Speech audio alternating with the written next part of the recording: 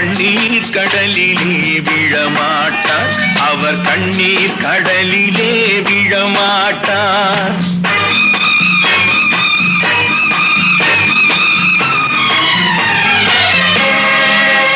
நான் ஆணையிட்டால் அது நடந்து விட்டால் இங்கு ஏழைகள் வேதனை படமாட்டார். உயிர் உள்ளவரை ஒரு துன்பமில்லை. அவர் கண்ணீர் கடலிலே விழமாட்டார். அவர் கண்ணீர் கடலிலே விழமாட்டார்.